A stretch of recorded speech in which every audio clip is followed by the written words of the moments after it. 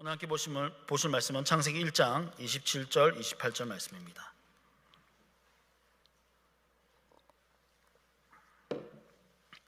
(1장) 27절 28절 두 절 말씀 우리 함께 보도록 하겠습니다. 우리 한 목소리로 같이 읽도록 하죠. 시작. 하나님이 자기 형상 곧 하나님의 형상대로 사람을 창조하시되 남자와 여자를 창조하시고 하나님이 그들에게 복을 주시며 하나님이 그들에게 이르시되 생육하고 번성하여 땅에 충만하라. 땅을 정복하라. 바다의 물고기와 하늘의 새와 땅에 움직이는 모든 생물을 다스리라 하시니라. 아멘. 네, 저는 오늘 이 말씀을 가지고 하나님의 형상대로라는 제목으로 함께 수요일 말씀을 나누도록 하겠습니다. 요즘에 좀 큰 이슈가 되고 있는 게 있죠. 미국에 오픈 AI라는 회사가 하나가 있습니다. 이 회사에서 개발한 인공지능 대화 시스템인 챗 GPT라는 거, 여러분 뉴스를 통해서 들어보셨을 겁니다. 이게 큰 이슈가, 지금 사회적으로 큰 이슈가 되고 있죠. 이 챗 GPT라는 이 시스템은요, 이 언어에 굉장히 특화된 인공지능이라고 합니다.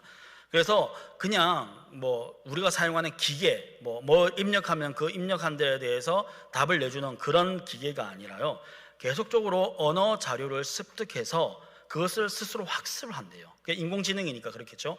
학습하고 사고하는 시스템을 가지고 있다고 합니다. 현재 인터넷 책과 다양한 문서, 위키디피아 자료 이런 것들을 통해서 약 3천억 개 이상을 학습한 상태라고 해요. 어떤 사람은 조 단위로 학습이 가능하다라고 말하는 사람들도 있더라고요.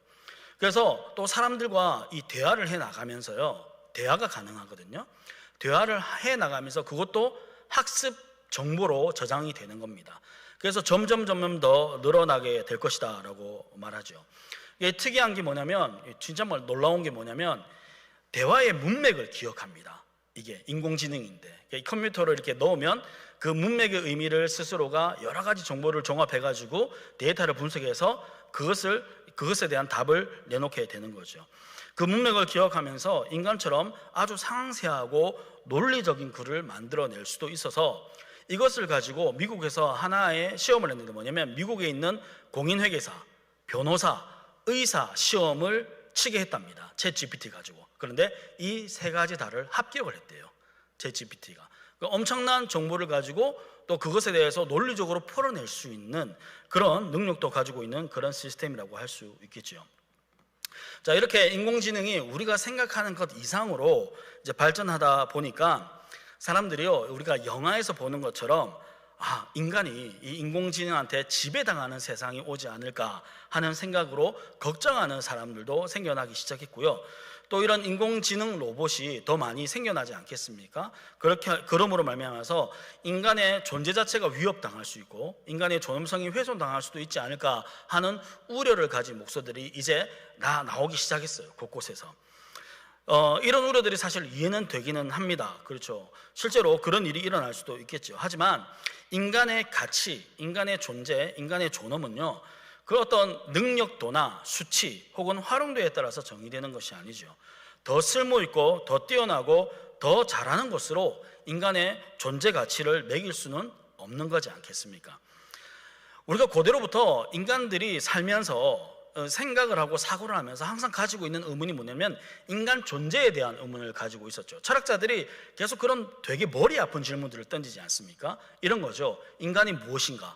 인간은 어디로 와서 어디로 가는가? 어디에서 와서 어디로 가는가? 혹은 인간의 삶의 목적이 무엇인가? 이런 여러 가지 질문들을 던지고 철학자들은 자기 나름대로 생각한 답들을 계속 이렇게 던져왔습니다. 그런데 그런 생각하는 그 답들, 그들이 말한 답들 여러 가지가 있겠지만, 그런 답들이 성경보다 더 명확하게 그 질문들에 대한 답을 해주지는 못했지요.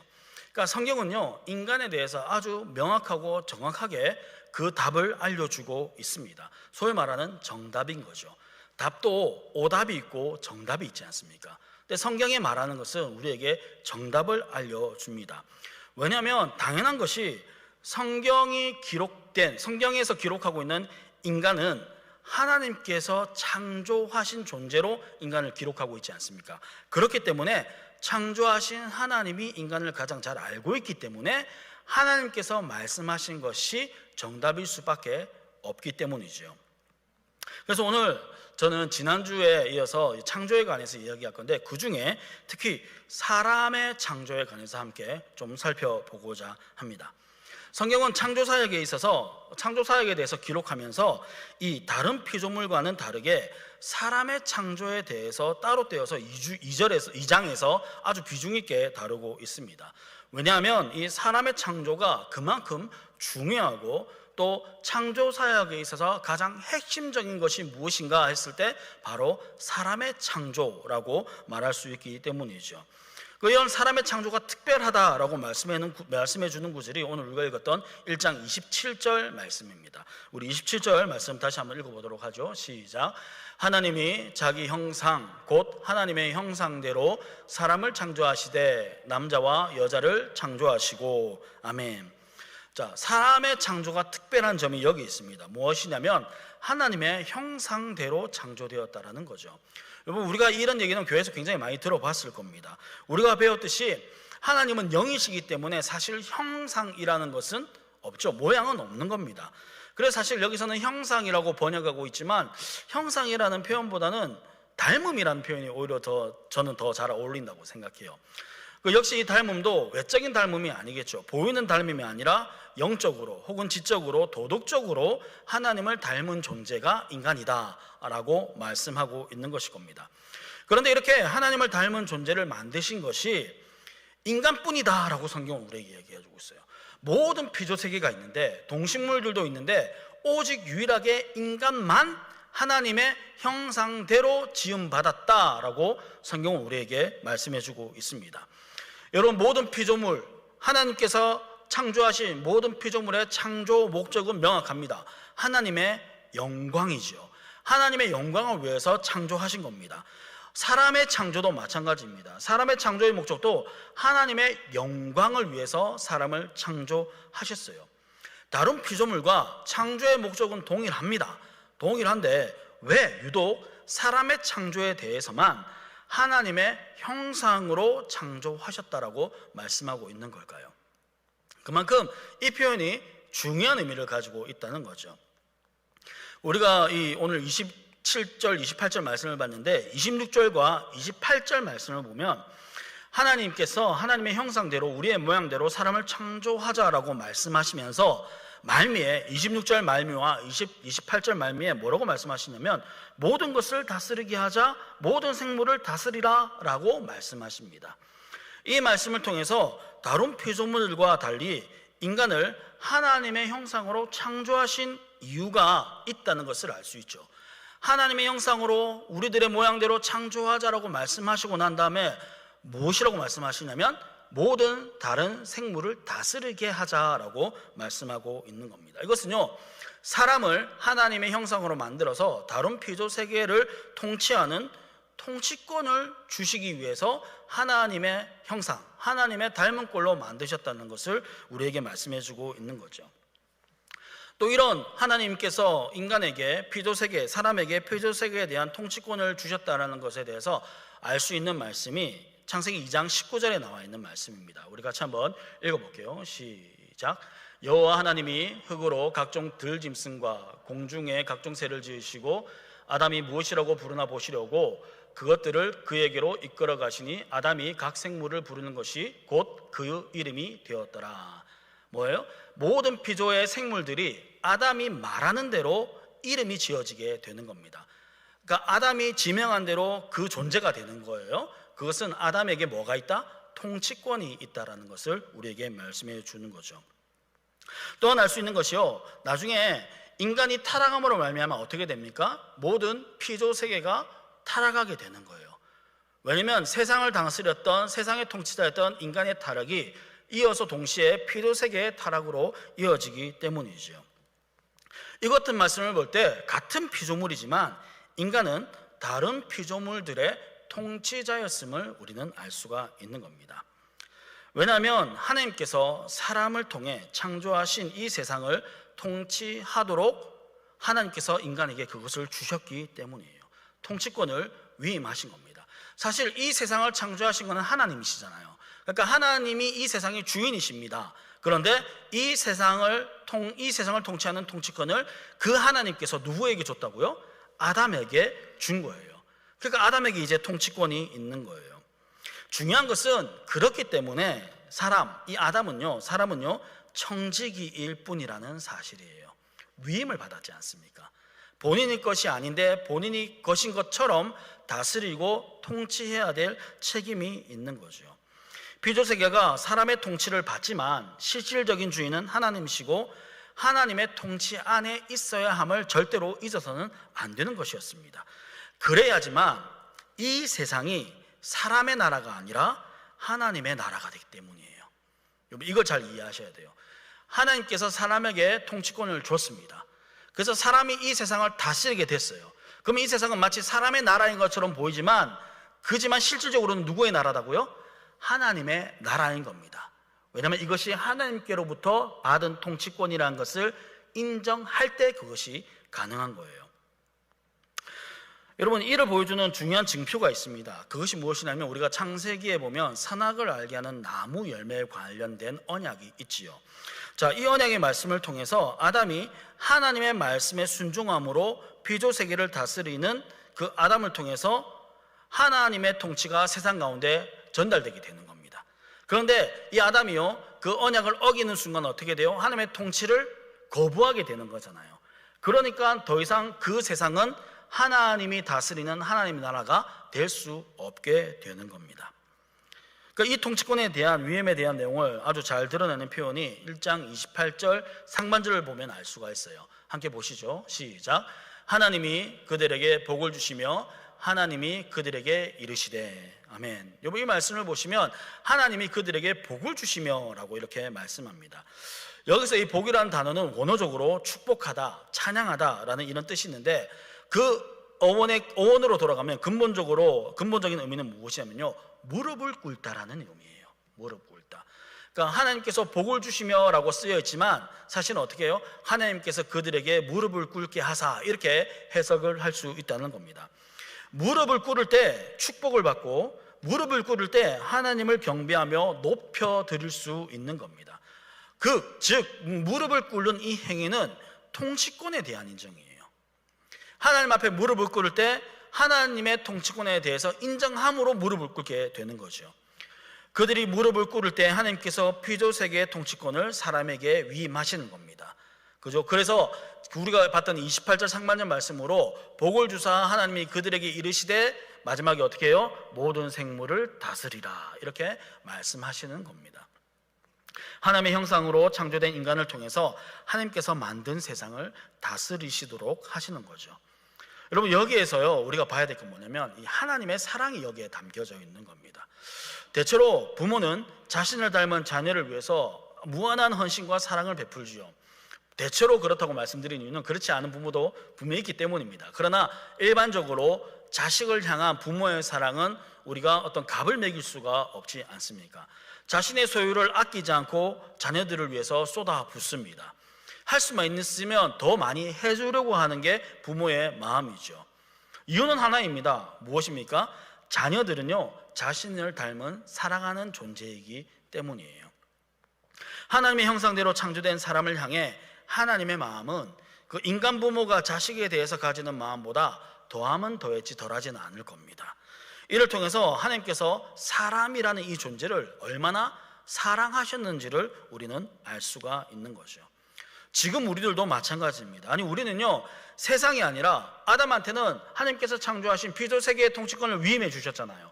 그런데 우리에게는요 독생자 예수 그리스도를 주심으로 우리를 향한 하나님의 사랑을 확증하셨습니다.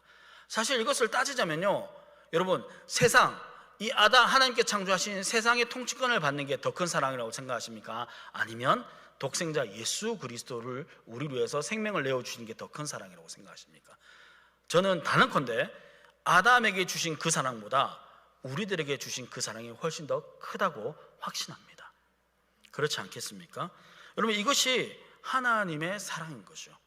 자신의 일부, 자신의 소유 중에 뭔가를 주신 게 아니에요. 뭐요? 자기 자신을 우리에게 내어주신 것입니다. 그만큼 저와 여러분을 사랑하시는 거예요. 그러니까 이 인간을 창조하시고 인간에게 이 피조 세계의 통치권을 위임하시는 그 행위는 사랑의 행위인 겁니다. 자, 우리가 그렇다면 이렇게 계속 나누고 있는 이 하나님의 형상이라고 할 때 이 하나님의 형상이라는 게 구체적으로 무엇을 말하는 걸까요? 우리는 그 대답을 소위문답 신문에서 찾아볼 수가 있습니다. 소위문답 신문의 문답을 한번 보도록 하겠습니다. 하나님은 사람을 어떻게 창조하셨습니까? 같이 읽겠습니다. 시작. 하나님은 사람을 남자와 여자로 창조하시되 지식과 의와 거룩에 있어 자기 자신의 형상을 따라 피조물들을 통치하게 창조하셨습니다. 아멘. 소위문답 신문에서 가르쳐주고 있는 내용입니다. 뭐라고 말씀하십니까? 지식과 의와 거룩에 있어 하나님의 형상을 따라 창조되었다라고 우리에게 가르쳐줍니다. 여기서 말하는 이 지식이란 게 무엇이냐면요, 하나님을 아는 지식을 얘기하는 거예요. 죄 없을 당시에 아담에게는요, 하나님을 아는 지식에 있어서 전혀 걸림돌이 없었습니다. 그죠? 풍성한 지식을 가지고 있었어요. 그리고 이 세상을 통해서 계시되고 있는 하나님의 모든 것을 아담은 온전히 알 수가 있었습니다. 이게 지식에 따라 하나님의 형상대로 창조된 자가 가질 수 있는 특권이었던 거죠. 또 의란 무엇이냐면, 의란 하나님께서 원하시는 것이 무엇인지를 알고 그것을 행하는 순종이 의라고 이야기할 수 있는 거예요. 하나님의 형상대로 지음받았던 아담은요, 이 의, 하나님의 뜻이 무엇인지를 알고 그것에 따라 순종할 수 있는 능력이 있었다는 겁니다. 마지막으로 이 거룩은 하나님을 향한 헌신과 관련되어져 있습니다. 죄를 범하기 전에 아담은 두려움으로 인하여 하나님을 피하거나 그분의 임재가 불안해하는, 그분의 임재가 두려운 그런 걸로 느껴지지 않았어요. 아담은요, 자발적이고 의지적으로 하나님을 향해 나갔던 존재입니다. 하나님을 언제나 찾을 수 있었고 원하면 하나님과 대화를 나눌 수 있었던 존재가 아담이었죠. 그러니까 하나님은 그 마음의 헌신으로 가득 차 있는 존재였습니다. 그렇게 구별된 헌신을 드릴 수 있는 거룩한 자의 삶을 살았던 자가 바로 아담이었다는 거죠. 그래서 이 지식과 의와 거룩에 따라 하나님의 형상으로 지음받았다라고 얘기합니다. 그래서 우리가 하나님의 형상으로 지음받은 것이 무엇입니까? 하나님의 형상이 무엇입니까? 라고 얘기할 때 성경에서 우리에게 딱 얘기해 주는 것은요, 지식과 의와 거룩입니다. 그 외에 여러 가지도 말씀할 수 있어요. 하나님께서 가지고 계신 공유적 속성을 인간이 그대로 소유하고 있다라는 것을 가지고도 하나님의 형상으로 지음받았다고 말할 수가 있습니다. 물론 그것도 우리가 충분히 받아들일 수 있는 내용입니다만, 소위문답에서 가르치고 있는 것은 지식과 의와 거룩의 영역이다라고 가르쳐주고 있습니다. 혹자는 이 지식과 의와 거룩의 영역을 좀 다른 쉬운 표현으로 어떻게 얘기하냐면 지정의라고 표현하기도 합니다. 조금 우리가 이건 설명이 필요한 얘기긴 하지만 같은 틀린 의미는 아니라고 생각할 수가 있어요. 중요한 것은 우리가 범죄함으로 말미암아 이 지식과 의와 거룩을 상실했다는 겁니다. 더 이상 하나님을 알 수 없고 알려고도 하지 않고요, 주님이 원하시는 뜻대로 순종하기보다는 나의 유익과 만족을 위해서 쫓아 살아갑니다. 구별된 삶을 통해서 하나님께 온전한 헌신을 드리기보다는 세상과 타협하며 입으로만 헌신을 말하는 자들이 되어버린 거지요. 그게 타락한 인간의 실제인 것입니다.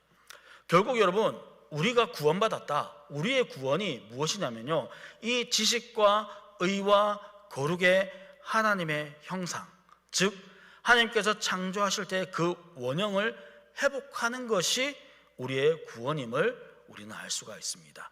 그것을 말씀해 주는 구절이 있는데요, 골로새서 3장 10절 말씀입니다. 같이 한번 읽어보도록 하겠습니다. 시작. 새 사람을 입었으니 이는 자기를 창조하신 이의 형상을 따라 지식에까지 새롭게 하심을 입은 자니라. 아멘. 새 사람이 어떻게 타고요? 창조하신 이의 형상을 따라 지식에 새롭게 하심을 입은 자다라고 얘기합니다. 새 사람을 입은 자를 우리가 구원받은 자라고 얘기하지 않습니까? 또 한 구절 더 보겠습니다. 에베소서 4장 24절 말씀입니다. 띄워주시죠. 같이 읽겠습니다. 시작.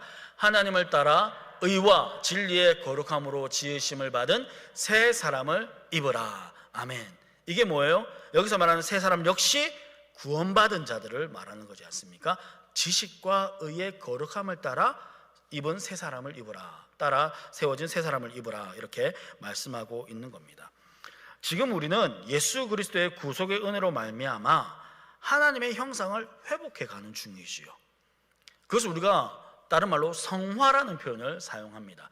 그렇게 하나님의 형상을 회복해 가고요, 마지막 날 우리 주님이 다시 오시는 그날에 그 완전한 형상을 완성하는 겁니다. 그걸 우리가 영화라는 표현을 사용하게 되는 거죠. 지금 우리가 그 과정 가운데 있기 때문에 지금은 비록 연약하고 부족하며 또 하나님을 온전하게 잘 알 수도 없고요, 또 하나님의 뜻에 따라 잘 순종하지 못하며 거룩한 삶을 살지 못할 수도 있습니다. 왜냐하면 우리가 그 과정 가운데 있기 때문이에요. 그럼에도 불구하고 하나님은요, 우리를 선택하셔서 하나님의 형상이 회복되도록 포기하지 않으시고 계속적으로 우리를 인도하시고 돕고 계십니다.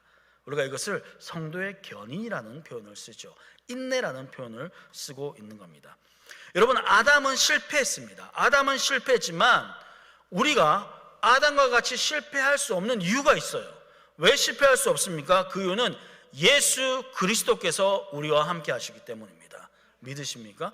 아담은 실패했어요. 그 완전하다고 말했던 그 아담, 하나님께서 창조하신 그 아담은 실패했습니다. 아담도 실패했는데 우리도 실패하지 않을까? 아니요, 그렇지 않단 말입니다. 왜냐하면 하나님이신 예수님이 우리와 함께 하시기 때문이라는 거예요.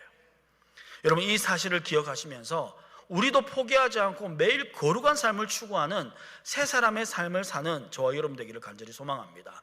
실패해도 다시 일어나야 되는 겁니다. 포기하지 말고 다시 시작해야 되는 겁니다. 우리가 세웠던 계획, 영적이고 신앙적인 계획들, 연초에 1월달 초에 세웠던, 올해를 시작하면서 세웠던, 하나님 앞에서 내가 이것은 꼭 지키겠습니다, 말씀을 보겠습니다, 기도하겠습니다, 예배를 드리겠습니다, 여러 가지 계획을 세웠지 않겠습니까? 그런데 지금 3월달이 됐어요. 여러분, 얼마나 그 계획들을 잘 지키고 계십니까? 그건 중요하지 않단 말입니다. 우리는 그것을 잘 지킬 수 없는 존재예요.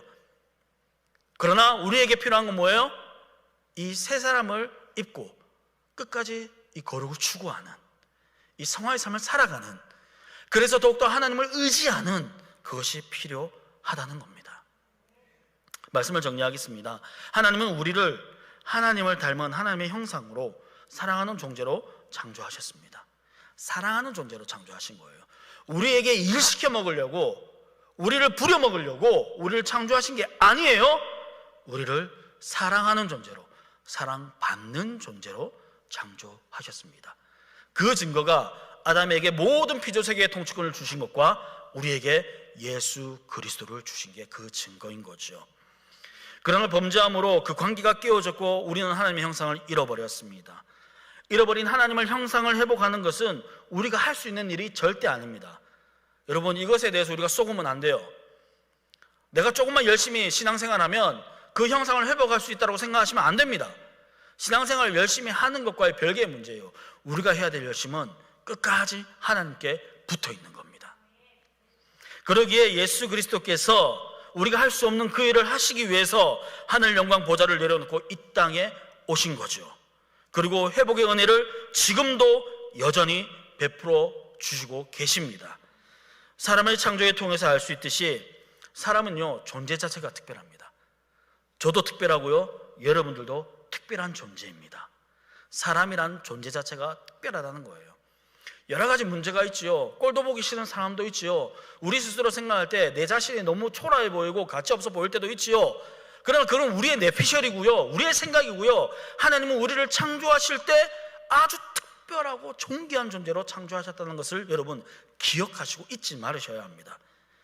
그 특별한 존재 중에, 그 특별한 존재들 중에 우리는 하나님의 선택을 받은 하나님의 자녀들입니다.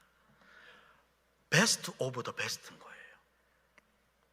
이 얼마나 감사하고 놀라운 은혜입니까? 하나님의 특별한 사람답게 진리와 의와 거룩의 영상을 회복함으로 하나님을 기쁘시게 해드리는 삶을 살아야 되지 않겠습니까? 그 은혜가 우리에게 있다면 그 은혜로 말미암아 살아내는 인생이 무엇인지 우리가 맛봐야 하지 않겠습니까? 우리가 그런 사실을 인정하고 또 믿음으로 하나님의 자녀로 살아가시는, 또 살아내는 저와 여러분 되시기를 주님의 이름으로 축복합니다. 우리는 하나님의 형상입니다. 기도하겠습니다.